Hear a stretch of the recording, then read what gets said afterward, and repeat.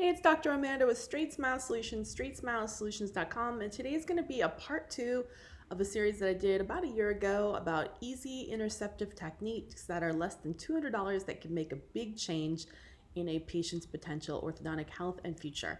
So if money is tight, here's some easy, really quick appliances that you can just insert, let them cook, monitor them, not much you have to do to really help out a patient so that there can be some orthodontic improvement without even actively having to do braces or aligners or anything like that. So these photos that I'm showing you here are just from Google search. So you can see who they belong to down below. This is the property of these different companies here or different people. It's just an easy way for me because you can't always find stock images, nor do I have photos of all these different personal photos, all these different types of appliances, but I'm just gonna kind of walk you through some of them and tell you how I'd use them, what I'd use them for. Remember, you probably can't bill a D8060 or D8050 for this because you're not fully doing the whole phase 1 necessarily.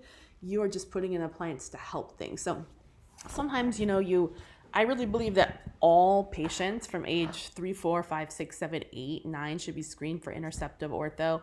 The failure of the orthodontics profession is that we tell patients not to come in till at least age 7, which means by the time they actually come in, it's 8 or 9, and often it's too late to use some of these tricks.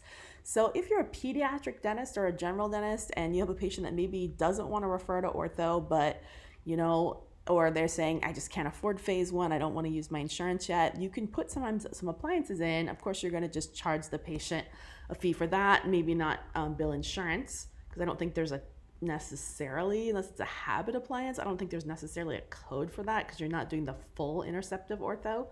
But, you can bill as needed. There's unspecified orthodontic procedure code and other codes. I'd probably bill maybe your lab fee is going to be less than $200. I'd probably bill $500 if I placed one of these in. It's really taking very little time from me. The only chair time is going to take is the scanning.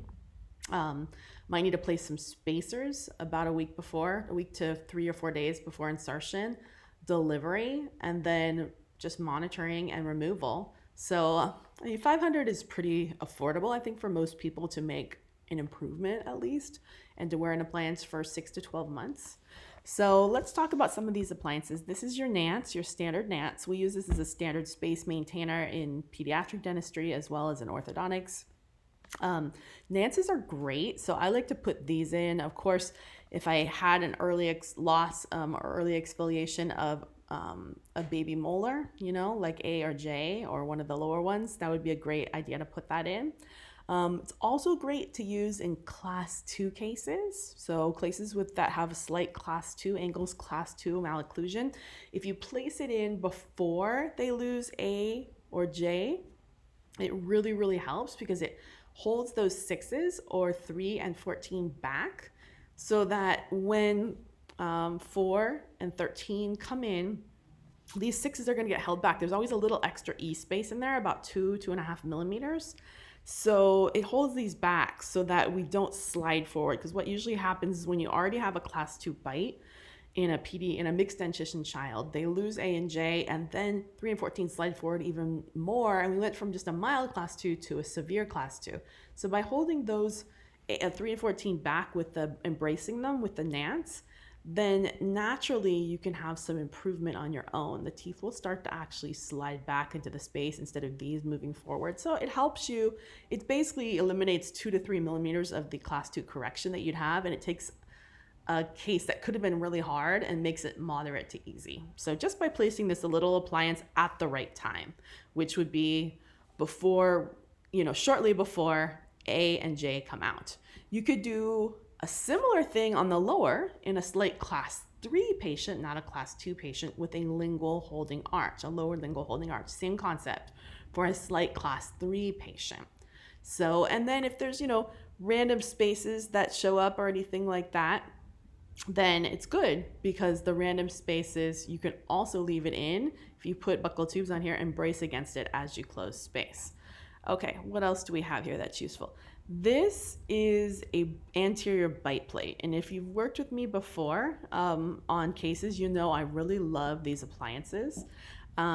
It's similar to the Nance, except the acrylic button here is on the palate. The anterior bite plate, the acrylic button is on the front teeth.